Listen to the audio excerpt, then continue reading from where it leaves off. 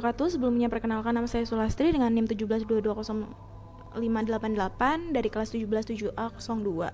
Di sini saya ingin mempresentasikan hasil tugas kelompok yang saya lakukan bersama 3 rekan saya tentang analisis etika dan aspek hukum pada kasus kebocoran data pribadi di Indonesia yang terjadi pada tahun 2020 sampai 2024. Nah, latar belakang penulisan jurnal ini yaitu melihat seiringnya perkembangan teknologi, banyak aktivitas masyarakat dilakukan secara digital.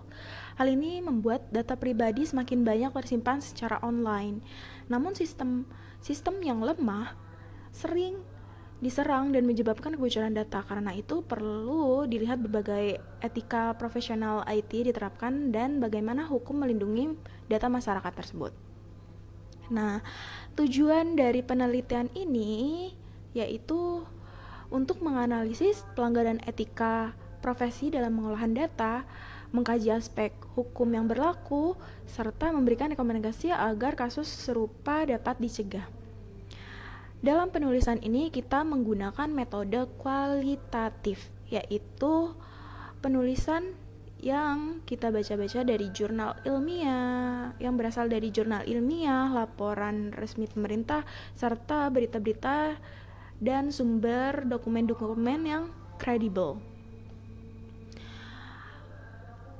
Dari hasil analisis yang kita lakukan, kita menemukan 3 kasus terbesar di Indonesia, yaitu kasus Tokopedia, BPJS Kesehatan, serta kasus My Pertamina. Pada kasus Tokopedia di tahun 2020 memakan 91 juta data pengguna yang bocor. Penyebab utamanya adalah lemahnya sistem keamanan. Hal ini menunjukkan kurangnya penerapan etika dan menjaga kerahasiaan data. Lalu pada 2021 yaitu kebocoran data pada BPJS Kesehatan. Nah, kasus ini adalah kasus terbesar di Indonesia yang memakan sekitar 279 juta data peserta yang bocor dan dijual belikan di forum online. Hal ini menunjukkan kelalaian lembaga dalam melindungi data sensitif itu tersendiri. Lalu, yang terakhir adalah kasus My Pertamina yang terjadi di tahun 2022. Kasus ini terjadi karena lemahnya perlindungan data pada aplikasi. Selain itu, kemungkinan audit keamanan tidak dilakukan secara berkala sehingga celah kebocoran tidak terdeteksi dengan baik. Dari 3 aspek tersebut, kita bisa menyimpulkan beberapa prinsip penting serta menjaga kerahasiaan data, bertindak profesional dan bertanggung jawab terhadap keamanan sistem pada ketiga kasus tadi. Prinsip-prinsip ini tidak dijalankan dengan baik. Nah, aspek hukum yang bisa kita lihat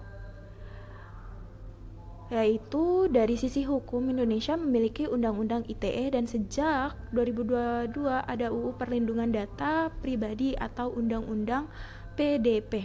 Undang-undang ini mengatur hak milik data, kewajiban lembaga, serta sanksi jika terjadi kebocoran. Penegakan UU PDP sangat penting agar lembaga lebih serius dalam menjaga data yang ada di forum online. Kesimpulannya, secara keseluruhan kebocoran data terjadi karena lemahnya keamanan dan kurangnya kepatuhan etika profesi. Penegakan Undang-Undang PDP perlu diperkuat agar kejadian seperti Tokopedia, BPJS hingga My Pertamina tidak terulang lagi. Lembaga juga harus melakukan audit keamanan serta rutin dan meningkatkan kesadaran etika IT tersendiri.